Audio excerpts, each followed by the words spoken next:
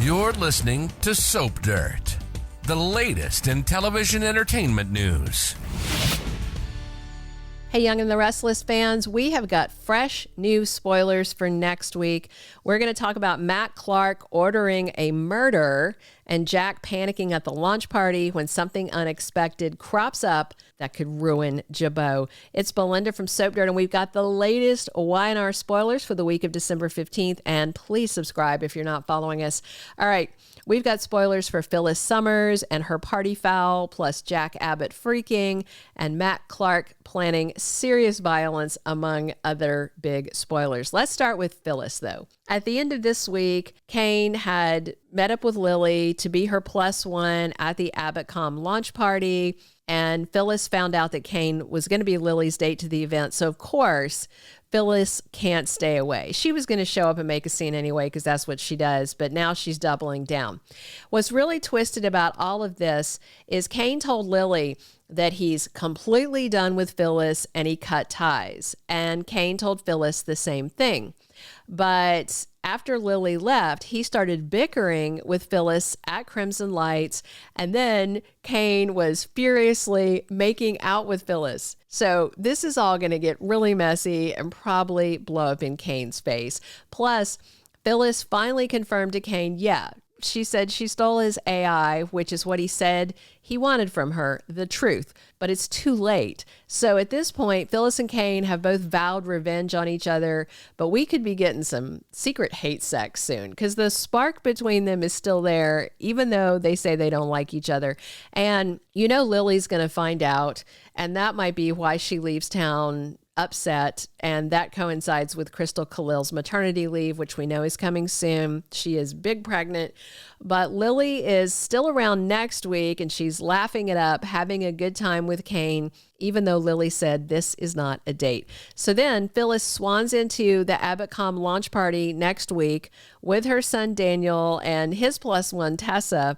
And Phyllis is telling them the party's going to be fun, but Daniel says it's a little early to call it, but it's going to be less than fun when Phyllis spots Cane with Lily. Daniel's going to be so embarrassed because, of course, Phyllis is going to commit an egregious party foul. There's no way she's going to sit by and let Cane have a fun date night with Lily. I expect Phyllis to make a big old scene, and I think it's going to get really soapy, especially if she tells Lily that Cane's not done with her and that they were lip locking at Crimson Lights earlier that day after Lily left. I think Phyllis can make Cane look really bad because, let's be real, it looks really bad that he did that he was telling Lily he was done and then, playing tonsil hockey with Phyllis. So in addition to Phyllis showing up and making a rear of herself, we'll see if she gets ejected like she does from most parties. Next week during the launch, we've got Sally greeting everybody and delivering the big mission statement for Abbottcom with Billy at her side supportively. And of course, Sally is the CEO and Billy is her second in command. And Sally is telling everybody that Abbottcom's allegiance is going to be to the facts and that people can look to them for the truth. And we'll have to wait and see if she works in a slam at Newman Media for being slanted, because we know they are, because Victor tells them to do it. And we also know that Adam and Chelsea are at the launch party. They said they were going to go check out the competition. So if Sally doesn't make a dig at them, I'm sure Billy will. So also at the launch party, we have Jack checking something on his phone, and then he looks completely stunned, and he seems to be in a panic, and he shows Diane something on his phone. So Jack's saying, "What the hell?" And Diane is also shocked, and she's saying no. So maybe Victor found a way to still use the AI against them, even though Jabot is shut down. Maybe Jack left Marchetti up and running because it's its own division, and Victor somehow used the AI on Marchetti and then was able to backdoor his way into Jabot. Now, if he did that, I'm betting his granddaughter, Summer Newman, would never forgive him. And remember, Diane had planted tracking programs that Victor doesn't know about. So those are looking for any AI incursions and will trace them back to the source to leave a trail. Diane is hoping to get concrete proof that Victor is guilty of cybercrimes so they can take it to the police or the FBI and have him locked up. So one thing is clear next week, Jack and Diane are horrified, and Victor is very likely the reason for that. But Nikki now knows what her husband Victor is planning, and she knows he's been lying to her, and I do suspect she's going to take action. So maybe she can find a workaround. Also, at the end of this week, Sienna insists that she needs to leave Genoa City, and Noah wants to know why she is so set on going, and she says it's about Mitch Matt and how much of a danger he is. But what it's really about, and that Noah finally figures out, is that it's Sharon's disapproval of their relationship. By the way, in case you didn't know, I don't know how they're aging the characters, but Sharon Case, the actress, and Tamara Braun, the actress, are the same age. They are both 54. So Sienna insists it is not Noah's job to protect her, but in the end, he is going to talk Sienna into staying.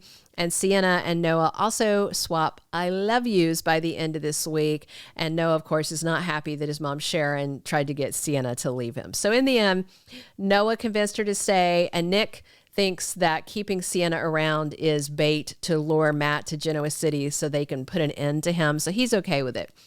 And if you remember, Nick booked a room at the GCAC in Noah and Sienna's name as a false lead. And sure enough, Young and the Restless spoilers for next week have Matt Clark in Genoa City at the GCAC poking around, although he said he hates that place. And guess what? Sienna's horrible husband didn't come to GC alone. He brought dirty cop Annie Stewart along for the ride. So Matt and Annie are talking in the park next week, and Matt tells her that Noah has stashed Sienna in a suite at the GCAC, and Matt tells Annie he doesn't care if it's difficult. She better get in there and take care of Sienna. And I don't think he means in a nice way. It looks like Mitch Matt wants his cheating wife, Sienna, dead. I'm also wondering, with Dirty Detective Annie in Genoa City, if not so dirty Detective Burrow is going to follow along. Maybe he gets tasked by the LAPD to follow Annie and arrest her for all the dirty deeds she was doing and being a dirty cop back in Los Angeles. Young and the Restless, next week's spoilers look really exciting. I've got fingers crossed that it's the end of the asinine AI. Maybe Nikki finds a way to delete it to thwart Victor. Be sure to check back for our complete weekly spoilers video for the week of December 15th through the 19th, coming soon. Thank you for being a loyal listener. Follow us wherever you get your podcast, because you don't want to miss the next episode. Soap Dirt is on all the major podcast platforms, including Apple Podcast, Spotify, iHeartRadio, and more.